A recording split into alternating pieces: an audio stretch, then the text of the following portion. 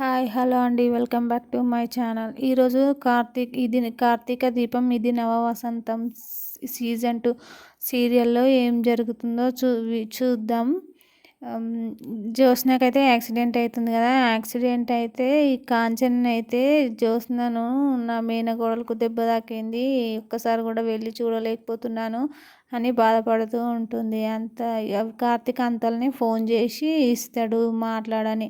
వాళ్ళ పిన్నికి అయితే ఫోన్ చేస్తుంది. ఫోన్ చేసి హలో పిన్ని, జ్యోత్స్నకి ఎలా ఉంది అని అడిగితే ఇప్పుడు గుర్తుకొచ్చామా, ఎందుకు ఫోన్ చేస్తున్నావు అని పారిజాతం అంటుంది.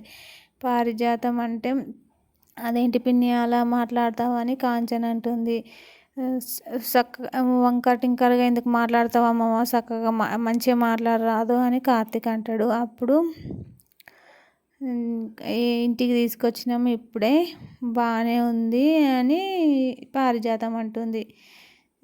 ఇక తర్వాత కార్తీక్ అయితే ఫోన్ పెట్టేస్తాడు. చూసినావా మీ పిన్ని ఎట్లా మాట్లాడుతుందో వంకర టింకరగా అని కార్తీక్ అంటాడు. అంతల్ని ఊరుకుంటారు. దీప కూడా ఎలా ఉందమ్మంటే బ్యాచ్ అంతా అక్కడే ఉందా అని పారిజాతం అంటుంది. పోనీలే ఇప్పటికైతే బాగానే ఉంది కదా అని దీప అనుకుంటుంది. దీప ఏంటి దీప నీకు ఇంత మంచితనం, అందరు అవమానిస్తుంటే నువ్వు వాళ్ళ క్షేమమే కోరుకుంటూ ఉంటావు అని కార్తీక్ అంటాడు. కార్తీక్ అంటే పోనీ అని ఊరుకుంటారు. ఇక ఊరుకున్న తర్వాతకి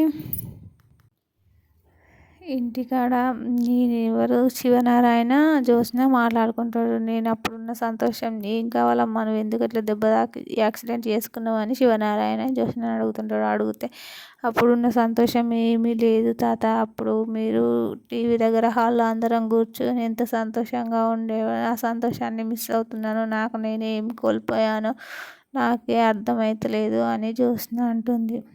అప్పుడు తాత నీకేం కావాలో చెప్పు, ఆనందాన్ని తిరిగి తీసుకురావాలా అని కార్తీక్ వాళ్ళ ఇంటికి అయితే పోతాడు. శివనారాయణ పోయి వాళ్ళ అమ్మ కూతుర్ని అయితే అడుగుతాడు, ఇంటికి పోదాం దా అమ్మ అని.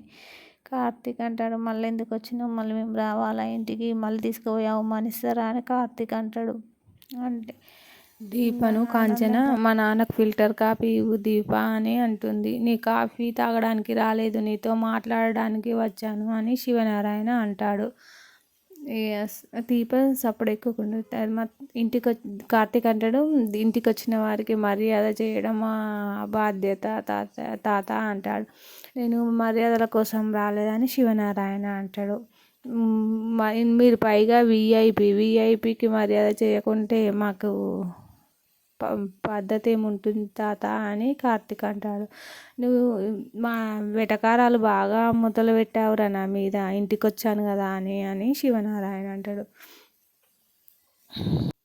కాంచన అంటుంది, జ్యోత్స్నకు ఇప్పుడే పిన్నికి ఫోన్ చేసి అడిగాను ఎలా ఉందని అడిగాను, నాన్న బాగానే ఉందన్నది, మళ్ళీ ఇంతలోనే ఏమైందని కాంచన అంటది. ఏమీ లేదు, దానికి నేను ఒక్కరినే ఎంతసేపు మాట్లాడగలను, ఇంట్లో ఒక్కదానికొండి బోరు కొడుతుందంట, నేను పిన్ని ఉంది కదా నాన్న అని కాంచన అంటుంది. పిన్ని తలనొప్పి తప్ప మంచి చేసేది ఒకటి ఉండదని శివనారాయణ అంటాడు. మిమ్మల్ని మా ఇంటికి తీసుకుపోదామని అనుకుంటున్నాను, నువ్వేమంటావు కాంచన అని శివనారాయణ అంటాడు. అనేది ఏముంది, మీరు రమ్మన్నాక రాకపోతే నా మేనగోడల కోసం నేను ఏం చేయమన్నా చేస్తాను నాన్న అని అంటుంది కాంచన. నువ్వేమంటావు రా కార్తీక్ అని కాంచన అంటుంది. నేను కూడా ఇట్లా సేమ్ ఇలాగే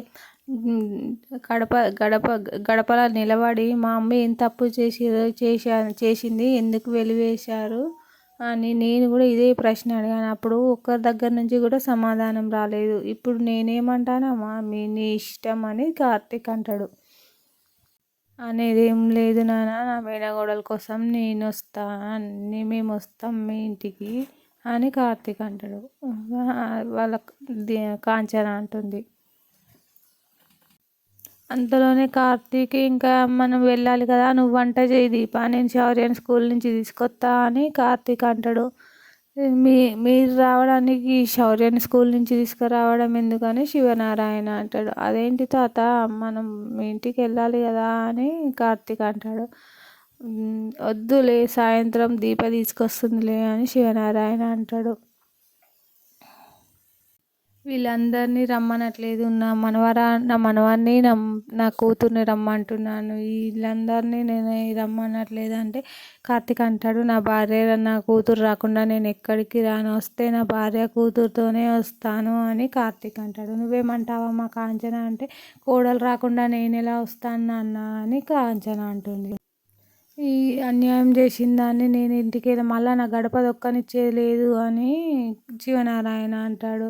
అనుకుంటూ ఇక మీరే నేను చెప్పిన ఇంత తగ్గి వచ్చినా కానీ మీరు వస్తలేరు కదా అని శివనారాయణ అంటాడు. ఫ్యామిలీ మొత్తాన్ని రమ్మన్నట్టు ఇందాక స్టార్టింగ్లో మాట్లాడినావు, ఇప్పుడేమో నన్ను మా అమ్మనే రమ్మంటున్నావా అని కార్తీక్ అంటాడు. ఫైనల్గా నువ్వేమంటావమ్మా కాంచన అంటే, కూతురు కోడళ్ళు మన్మరాలు కొడుకు లేకుండా నేను ఎలా వస్తాను నాన్న అని కాంచన అంటుంది. శివనారాయణ ఇంతకింతకు అనుభవిస్తావురా అని కార్తీక్ని అనుకుంటూ పోతాడు. ఈ శాపనార్థాలు పెడుతున్న మా తాత అని అంటాడు కార్తీక్. దీపని ఏం చేద్దానని శివనారాయణ చూసిన ప్లాన్ వేసి దీప గార్డెన్లో ఏడుస్తుంటే